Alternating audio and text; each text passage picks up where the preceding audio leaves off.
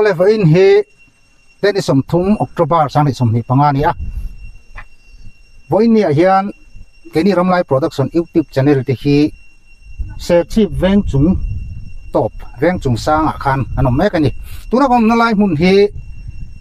PC Thankung camping center mun ani a pu Thankung se chi milap tak le ofel tak ina thil ro pui tak mai ser chip khotlang ta na athil ti hi ro pui em em lalpa pathian khongai na zara amo phurna ni ti ri in ri lo ngai te le amo piang te ta na an man turin tharau bo te na lalpa an mu theina turin camping center hi building lian tak mai chang tung tak mai kha pathian mal som na don sumle pai mangin asa top mai ni chumi muna chon wa in nia hian kan choba ni ramlai production YouTube channel te hian chu mun chu kan endo na vo in nia hian samar mi tha te na an buat sai le an kalpui mek rui lo ngai te camping an buat sai mek ani tu na hian chu amuna te kalin a theyang angin ron cover kan tum do na chu video mu nom tak mai chu share tu te le subscriber te atop thangam le en sak turin in mi khongai na le indu sakna ron dil masa chawni helai hian an chauka nei rong bol na alo om ta a monia helai muna nu ho e rong bol te pa te pon nianga eng ho zong he mi in pe te tharau bo te lai na wanga ma ni na tu le chung ko tu boi zong kal sanin le an sung do na lok tak te pon yang katiang zong ko kal sanin an mania thu soi theina te khil theina te nei lo ma se kan ti ve thei to kan ni ti in camper te le a boi pui tu te e rong bol khan hela hian an hun zong mai kha an lo pe an ria chil boka ti khan ni leng zan khoi an om top mai ni tiang tak chuan samari mi tha group ho hi ain pek na ro pui em maya Vainia po hian camper si azatel do na kha an lut thei tlat mai ni chungain pek na te chu pathian in mal asom anga Vainia hian kan fa te kan tu te kan thian te rui hlo awanga an buai na le an har sat na te lakata hi an chu ngai kha kan be sei tlat bokani ruwang chuan zoram mi pui te he channel lo thira he video lo thir tu te po in mani om mun thewa tanga tong trai na ne milo troi om tur khan ama sang kan ro som du chewa ti chuan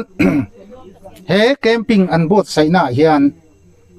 mi in phal te thir pe ring khom ring le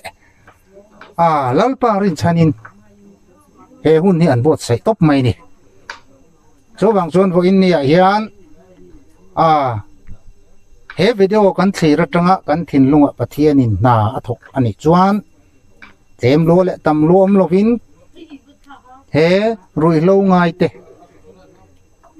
pualata na samar mi thatina camping an bot se hian iti ve thei to omani chuan tem lo om lo tam lo om lo ti ta kha kan seitel do poni se helai hian an e rong bol tu te ho te hi kan han bel chiang anga trong kam ni khat te po biak na kan nei ang nu chui lo thlir ho potang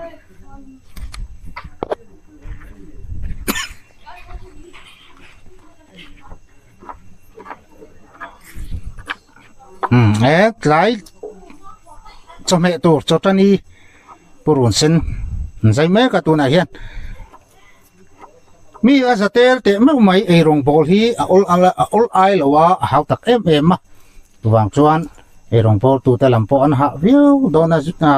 ji nga ya chu na nga ya tla ya nga ya mo atiang khanin ani pek na te ro pu em ani ngai an mel te poi tha ni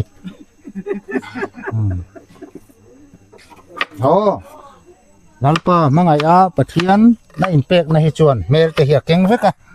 mel te po an mu thasu mai ni hei hello yan samari mitra an chairman le treasurer a sang le ama I an lo ama an ni ne na tang hian thil hriat du kan e chu kan zot don ni voi ni hian a sang I an chairman hi kan zot ma support anga samari mi tha hi eng ti khun lai tangin nge in lo in din chowa eng tiang angin nge ma in lo lak chho member te in tamem member ni du tan eng ti na lu chi nge ti tele vo innia helaya samari mi tha tina camping rui lo ngai te tan bi ka in han buat sai chho dan lai hi anga inom karinga pima sangin minan fil fia thei chon kalom ko pang ole kalome samari mi chahi kum sang ni somni pathum khan nu pasari ten kan lo dina kum sang ni somni pathuma chuan heng ri lo ngai new searchip huam chunga kan shia tang angte an ming la khomin tiang chuan zu in mi le drugs addict nia kan shia te ho ming kha kan la a trong tra in prayer chain kan ti mai hun chan in semin zingkara chumi chuan I changa chumi chuan chuna choma a tiang khan zinga tanga zan thlengin hun chanin siamin an ming lamin kan tong trai sak thina thakha chung kan tong trai sak nuwa khang mi kan tong trai sakatene na khan ni na tong trai kan duwa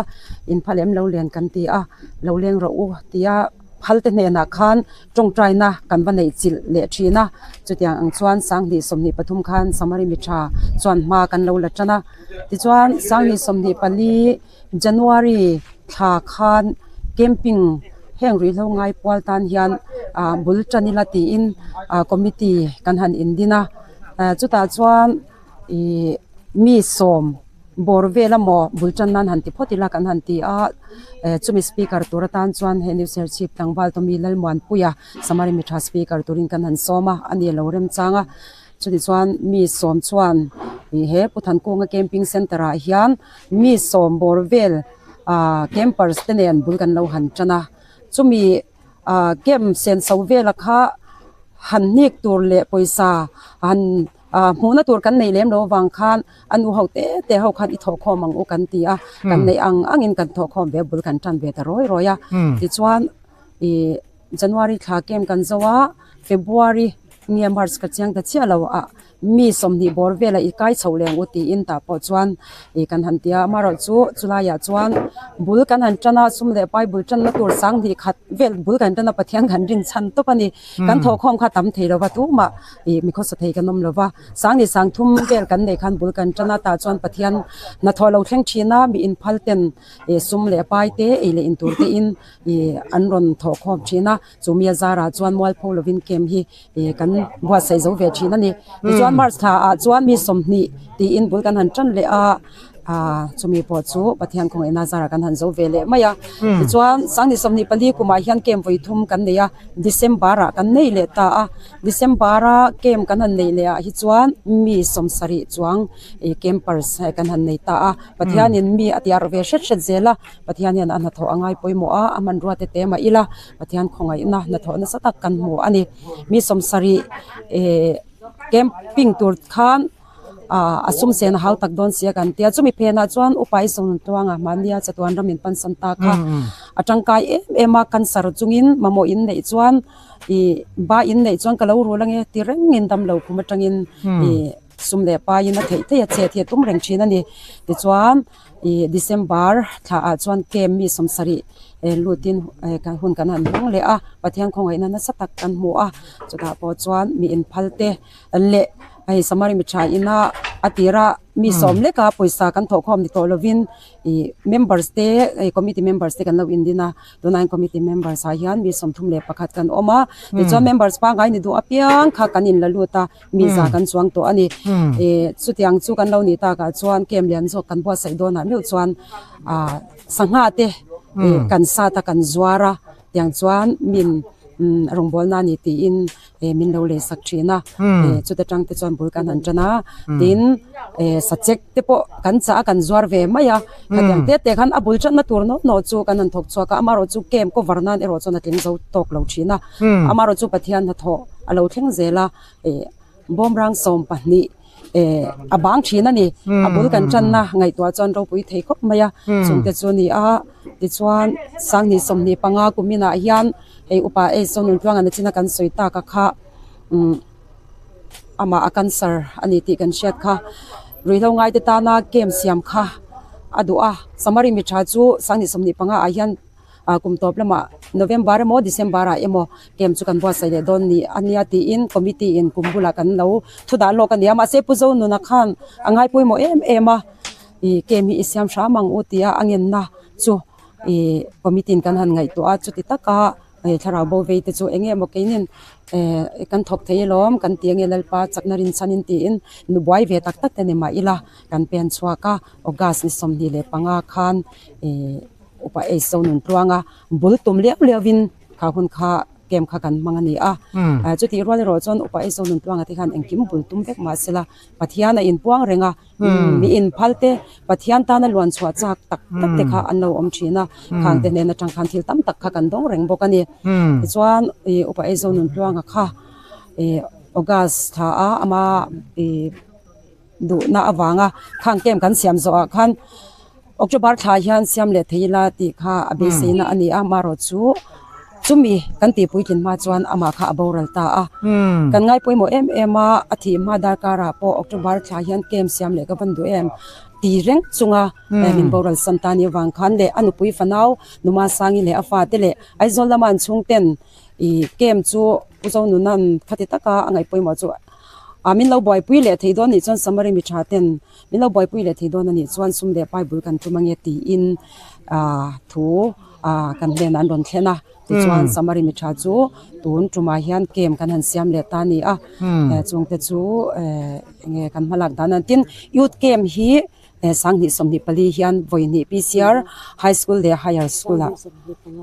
sang ni som ni panga zo kan ne ya tin chiatlang high school le higher school a youth kem tho kan nei pui to boka chung kem kan nei nan chuan don fo te kan zuara tiang chuan sum kan mu theina tur anga hian ke kan pen ve a tin samari mi chahi kan soi du chu team rong bol na chuan ko shan te na mo kem siaminan organize a team chuan anwa tharaulam na tho nan ba thok tok meya samari mi charong bol na ro chu a committee atangin anatlan ati salam rong bol atharaulam rong bol kha zong kha samari mi cha members te kut vek ani a e rong bol na hi pathian khonga ina awang lewa kal thei kan ya chu ti ni lo cham mishing atang chon a hauta khop mai te kha kan soi thei to kan ya tin members ni du kha chu adu du he rong bol na tui kha I anta ni a group kan siama khata lotel ve du kha chu an number in pekin kan thei bek ani ti kha kan sei bel le do bokani mari mi tha rong bol na hian kem kan siam mai pela ma hian thatin mai hian FOC kan ti new chief ki kon kolai munazar reng muna father family of Christ home kho thatin kan tlo a rong bol na hun te kan zuman puya chumi pa chuan chhun eile in te achang chuan tlai cho te kan zu ei pui thina chuan chuan thatin mai program kan zu neya tin chu mai pia lama thatin FOC pia lama chuan operation kan nei thina operation kan ti hian ri lo ngai te an tom khom na mun an fuan khom na muna eitur kengin eitur kan siam loka eitur kengin kan kala pathian thu shilin tongtrai na hun te kan man sak thina mani AI an sum le pai mu zong ri lo le na la mang thina nia wangin an ril atap em thina ta chuan kan pha kang to kin eitur tha so chiarte chana le paratha te kan han siama chutia an nei pa chuan tongtrai in duem kan han tia pathian thu te chutiang ang chuan kan han soya an ril lo trama khatiang angkhan rong bol na kan kalpui ve boka kem kan siam mai pia lama hian ti chuan khalai muna kan zu tonten ho ma lu duan ompo in ho ma te kan thon ngal thina chuan chuan malak na te kan nei ve ne wa tin lom thu soina kha nei lo thei lo nin ka in chia a kem kan siam to zonga pathian na tho alolan na turata na mani sum le pai te kan thai thar te kan tha te ron thoa pathian mangai fa te dam na tura ron pen chuak thin zong te ron luang chuak thin zong te nena khan he ramlai production YouTube channel kal tlang hian lom thu ka soi du a tin vo in nia aro pui ka ti a ramlai production YouTube channel tele unsubscriber te kal tlanga vo in nia chan puina thanem tak mai kan han dong te po hi kan loma lom thu kan soi tak me wani avan ro pui em ve o ti chuan pu chuan ni kan zot ve anga an treasurer hi ani le tun kem in bot sai hi ser chip town chung big chau em ni in huam chin deuh te khai nem sir chip kho chunga ko san sang hianin lekha te siamin ko san sang kan puanga kho san ang te chu kan huam vek nangin amai ro chu khatia puan lampang ang kha chu kan ti chuang lawa ma se tu na po hian kan campers te jing atangin ai zol lama tang te bun sang atangin campers chu kan nei ni ani tak chu ti chuan tu na hen camper si chu mi ma in tu na in camp bot sai hi eng tik nge in tran October ni som ni paria ta chang khan ni ri ta tang tana tu na hian camper si eng za nge omek aron in ziak lut taka hi mi zale panian nia tuna hianin min chua san ve zeu ten oma achan chu camping a hianin in ti lui na waka om lawa enge ni detox tel lawa ti adu tak te tan ati ania wai sen takin an ron luta achane ro chu an min chua san le loma enge ni mani tuar pe lo ten nan chuak le ta chung te chu mi som panga bor vel hian chuaka tuna tak hian som rat pani bor vel kan ni chu ani mo te chuan tuna hian in speaker te mai ang kha te kha an ming han sei mai te remem tlangwal to mi lalmuan puya le pu lalmangai sanga sinot revival speaker antito kherenge ani tak chu in pek na le in tum aru le maya weini hian pathian in mal asom nge yang ti po kan ringa te chuan kan zo le du te chu pu zo nun tuanga riat reng na le a ma chop ani awang khan hemi a campinga a sen so le sum fai ngai lo thei lo mo sum tel lo na che thei lo ni kalai vela kha an ni chung kwa sum remote mai chu mi tu na hian in nga na ni ta le kan lo tum ve ka nge an tia an ma ni hian in sum le pai pon in huam ma puzo nun tluang an pui fanau te me ba ka u le nau te po hian in anin huam na sa ma ama ero chu ti rual chuan in tum chop pathian kan muwa mi enge ni an ni chuan tum vek du ma sela mi te an fel ma tuna po sum fai te bu fai te til chi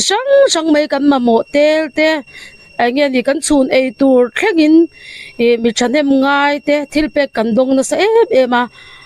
aro pui kan ti tak zet ani chuti rual chuan kan bu pui ber chuan ma ni ania eng ang pun tam te sum se ngai po ni se ke mani nan kan ti vek ang an tia chuti rual chuan an in pek na te an in phal na te lalpan mala soma midang tam tak po heng thil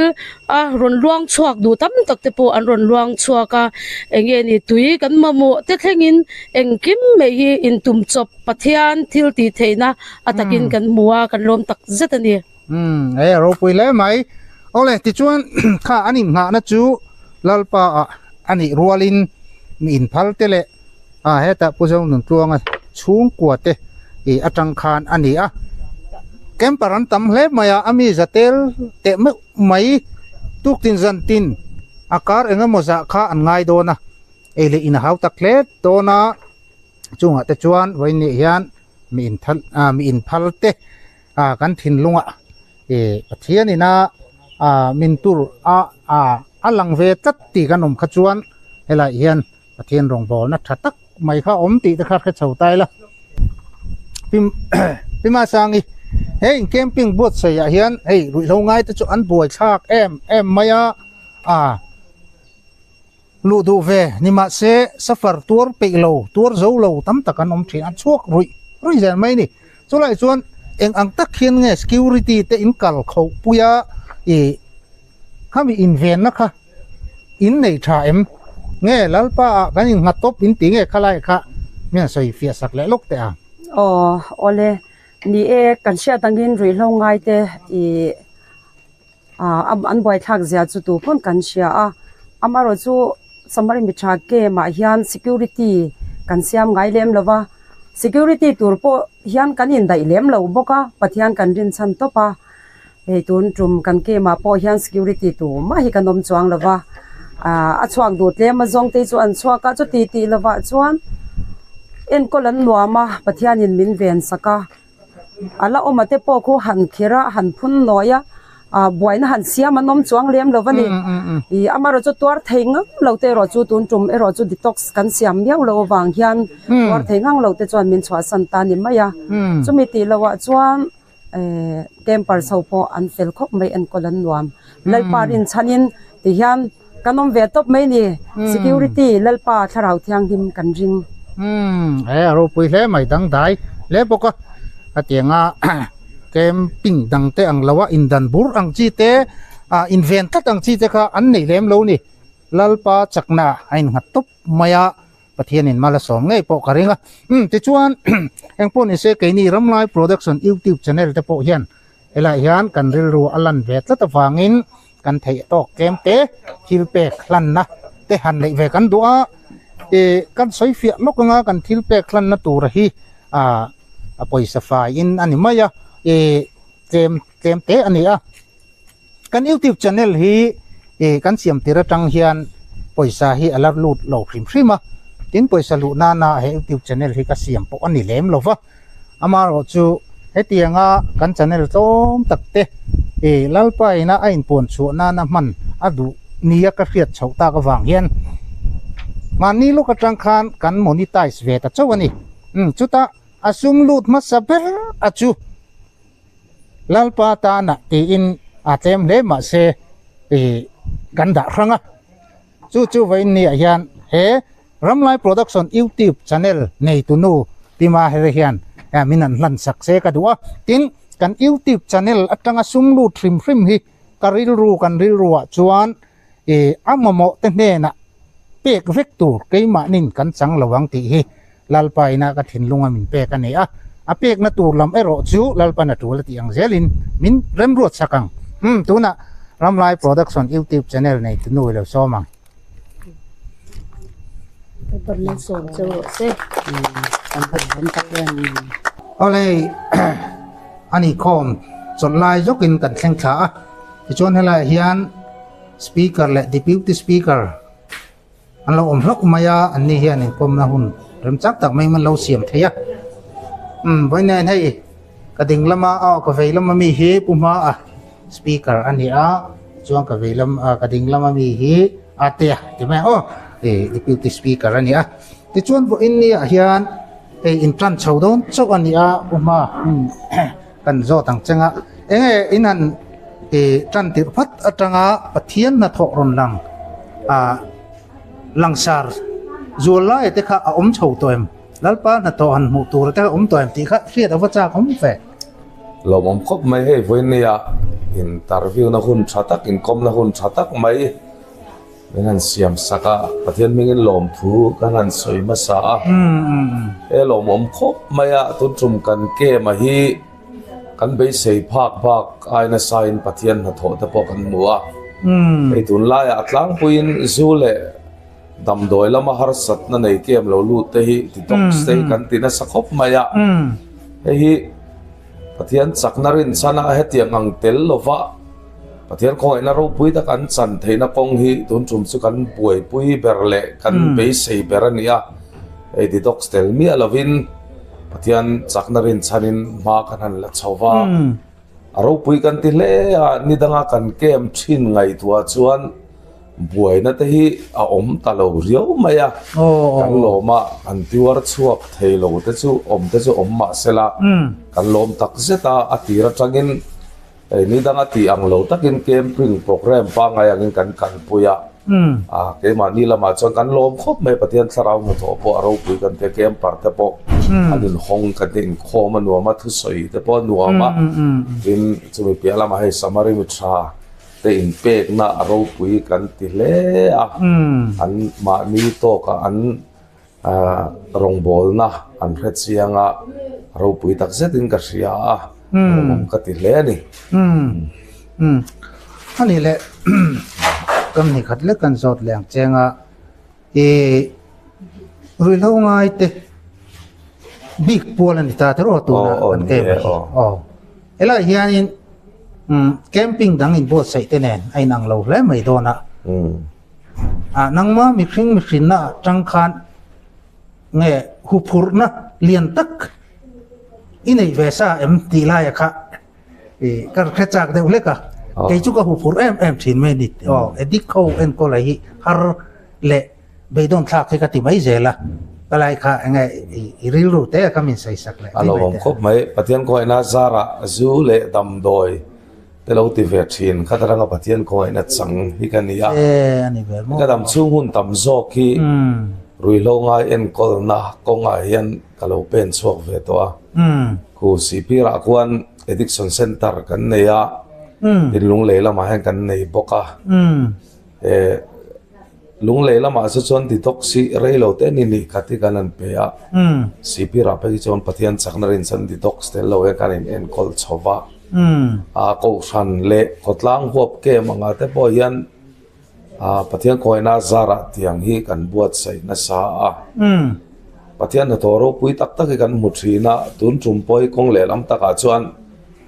ko san in buat sai ko san ke mai ma hen ke ma lampang cha ka phur zo ka chong chai na te po ma in kan lo nei na sa boka anuam kati aro pui po kati chona te po asanga anuam katia ten toro pui tak tengan na sale zo zo gen puang chok china kalom lea anuam po kati tian na toro pui tak kan hua hian lo mo me puma ka in khom tan hun le to wangin di min kalsan ta chuan aten kanan ti le lokanga ti chuan ani po hi re tak rui lo boy lo tang to ani chu thian khong ina wangin chu huna ta chu lak choi no ma chu ta tang chuan midang te ta namal som na ni tur le thara bo chandam turin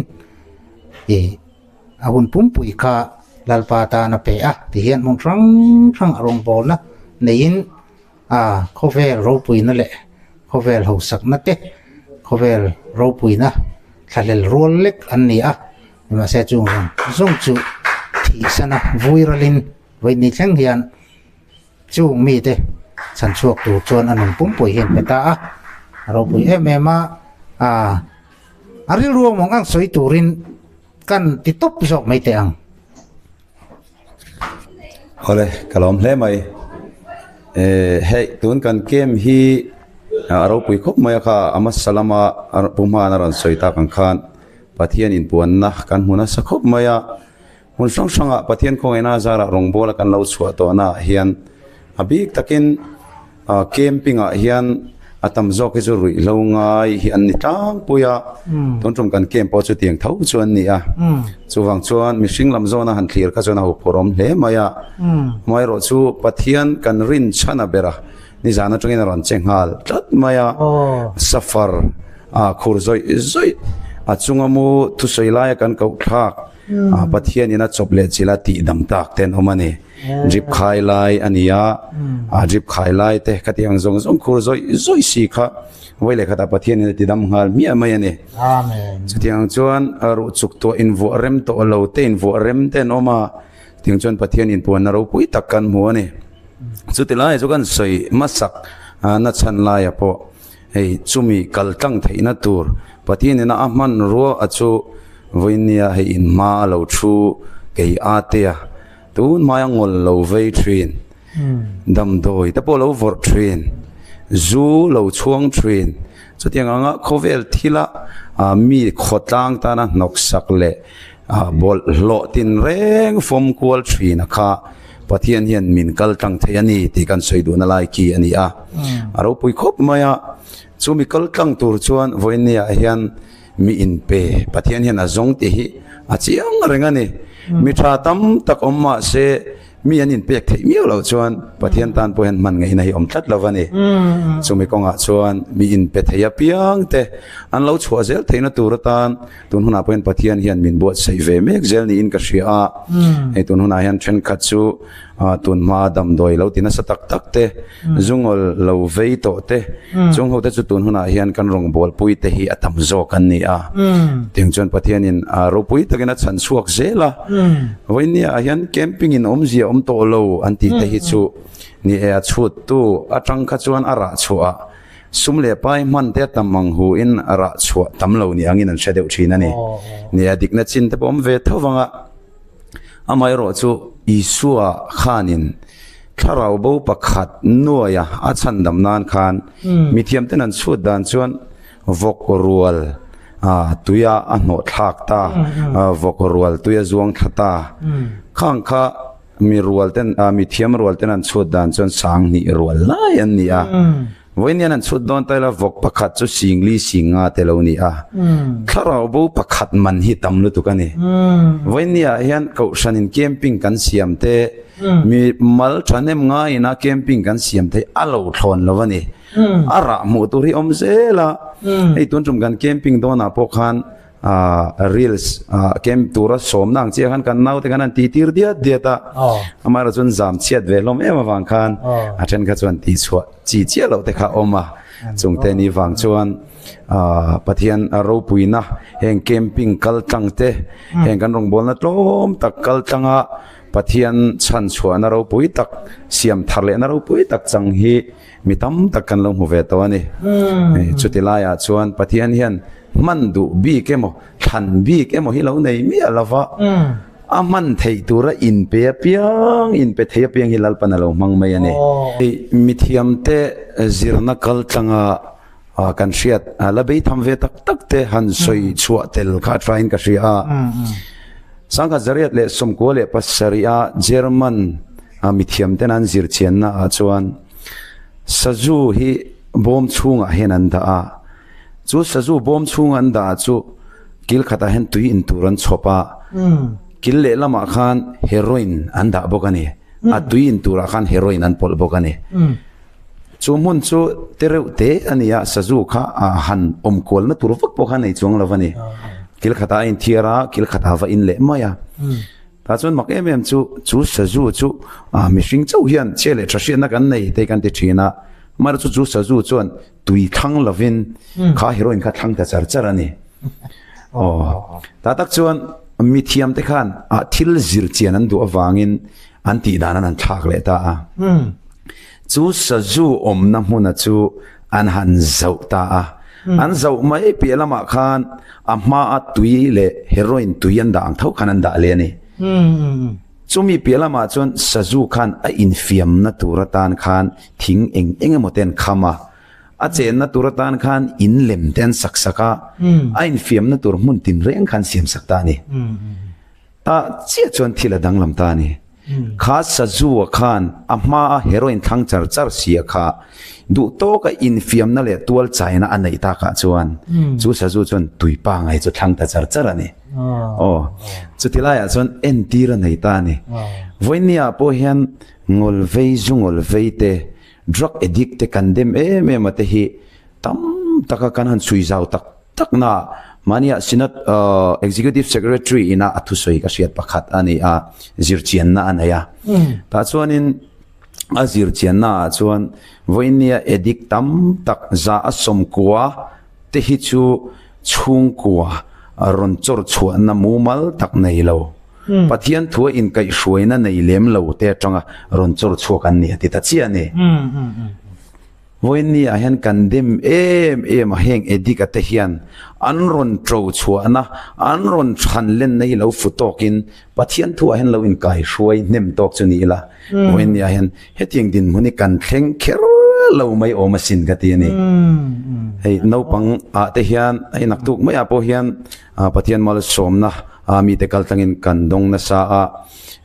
PS serchip khuan tu soi turin menan soma tiang kem lain dar khata ka chunga thu ka soi dona chunga te pojan na sel to gen school a hian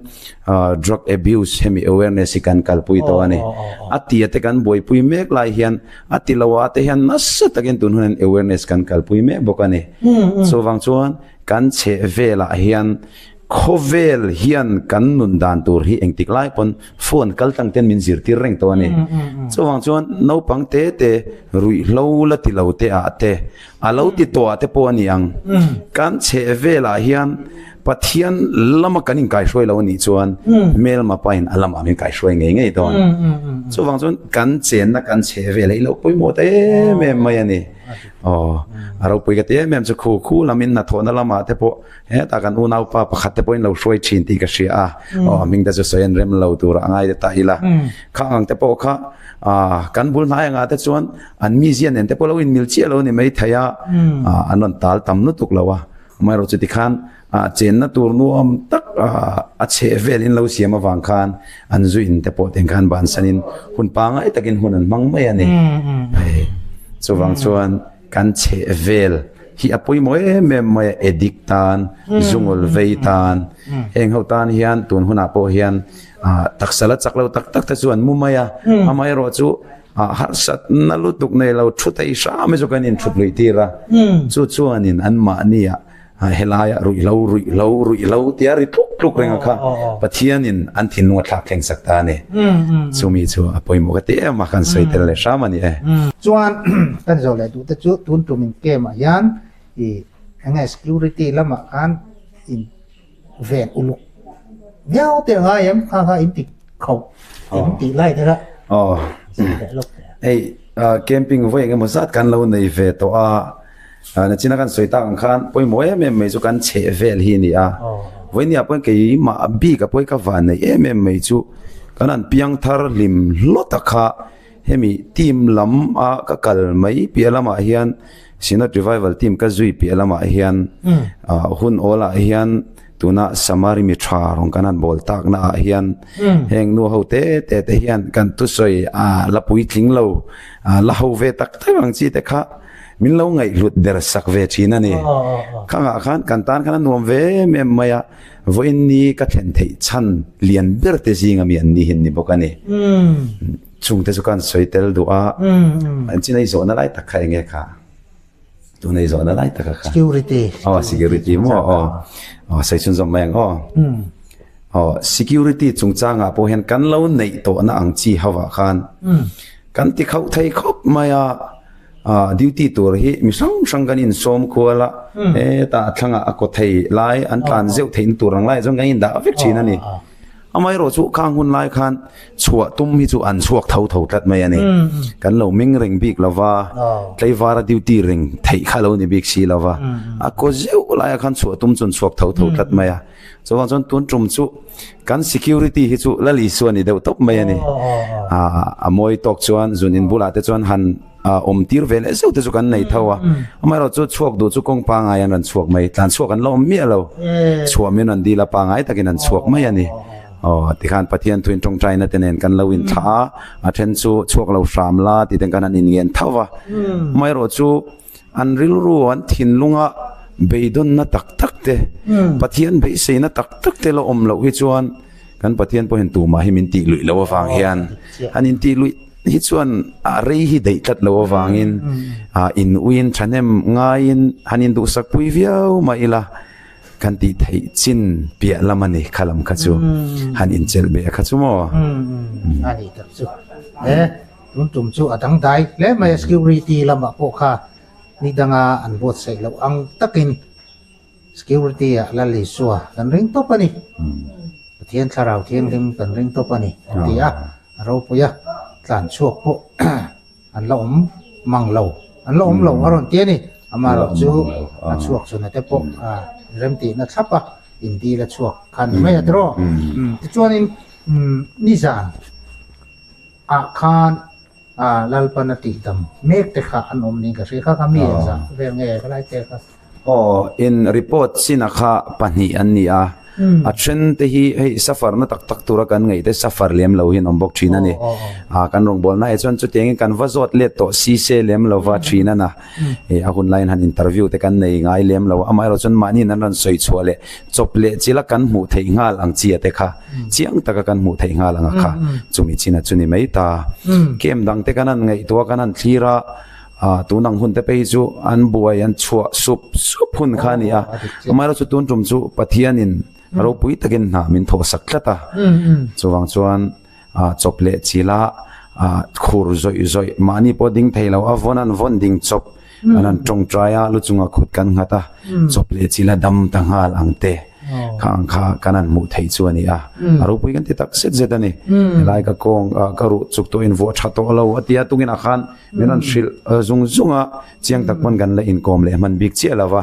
chung te po chu rem chuan mani oka tangai te pon han seta ula thao me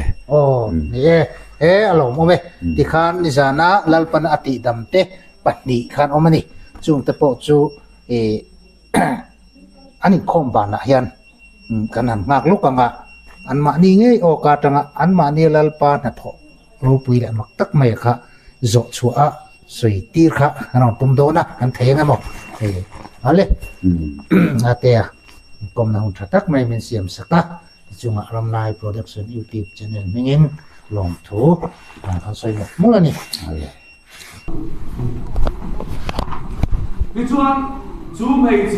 chia cho anh làm đàn luôn thôi anh tin là bỏ mấy chia các số và la lai cái này to vàng in cái mấy sản phẩm cái khó lâu với cái thì cái là vàng in cái in ngày tôi nó sẽ có mày ăn luôn cái mình bị cái chúng được thôi hiện ông bà không phải ta mình ăn sẵn rồi khách tiền in này thật lâu đã ăn xong nó sẽ cắn phần đủ hiện mấy chia học lại rồi biên ba này suy biên ba này suy cái bill bảo thung mà sao là bill bảo này nó出得到那种，把这土拉都不会差到没就是，妈妈不能不演的，不一样嘛，我爸爸那种不演的呀，你妈也都去啊，听那个我们听的呀，没把thung没演的呀，没些那种当头不是个老头嘛，俺们真面对个种的头样，我妈。老同咩事？佢哋個未知啊，買裝置佢哋路咧，我係得點面特別實咯。佢哋相信白天咩嘅所有 problem 咧，嘛背咧嘛上路做，係啊，白天啲打下轉咧，間壓面嘈打。你話生啥啦？啲咁藝術路咧連都應該嚟啊！啲都冇幾萬人等諗啦，我特級咪啊！你做那啥做藝術路都咁低翻嗰啲都話咁重曬啊！都話真大啦，往前翻嗰種貨呢，卡嘛一面卡，所以就往前頭呢，嘛你啊，外國嗰邊嘅那啥個說上度，那卡都看呀，一路喺度放嘅，每次路咪有啲那種你講嘅好路飛。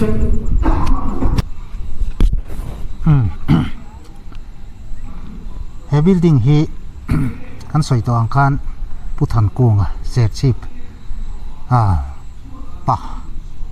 lar le set chip pa ho sa hi to mo moi lo lam ni lo se lalpa mal so na dong em mai puthan kunga sak khani ta ti hian hei chong thumin an sa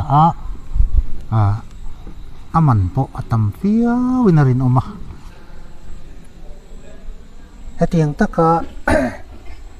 mi in phal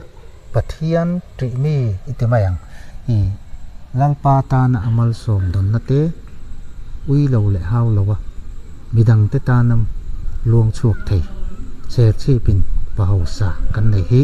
ka chuang ema ama po hi lalpa du tak le pathian thu lam po boi pui tui em chho ve ani chuang chuan than ku ngan lalpa mai na ra hi se chi mi pui te hian kan ter chok to kan la ter zel to ni hin ria ta tenga do pia ina tong trai nan ten manga camping siam nan ten manga teng to tan khan man choi ngai mi lo ti hian pe top mai ni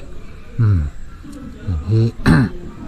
thian hian athai hi mi lawang ti hi arin oma pan ale tam takin amal som in avo chau ze lang ti hi kan dai sei tlatani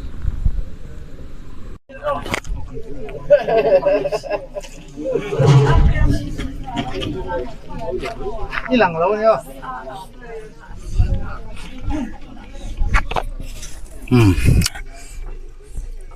sai chon ei me ka ti hian an chon me rim tui le maya ei rong point ball uluk ani an chon me hi atui em ani ti se dreng me rim atangin varau pui kan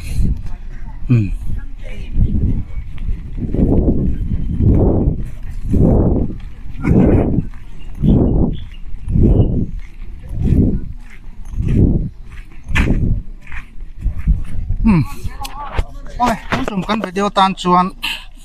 cái tỷ dòng khadu tộc tập phốt la à lệ peka anh on cover lệ xé tura ngay ila subscribe te share tu te he video in lâu thì ra in lâu en hian in thin lunga lalpan na kan ring chata to ka kan rama men ba ina min run na rui thị thil rui lâu ôi tang he tan bang lo no tum ta sakurin in khoi akan te la in chu ti huanin he ramai production youtube channel sum subscribe ba te na he youtube channel atanga sum lu reng a hi he ke ma ni tan kan te lo ba ama mo ten he na tek su zel turani a tek so na tura ro chulal pan rem yang zelin kan peang suan youtube patang hian viewer an tam hian sum alut thave a subscriber an nga te hian sum alut thave a chu wang chuan kan sawa ya kan rong bo thi na chu he channel ilo subscribe pa ilo en thin khan rong bo na ro pui tak ine ni ti fela khoi takin kan channel te hi min lo en saka min lo subscribe from to khan khoi na le mi ro sak na ron tir mi ro se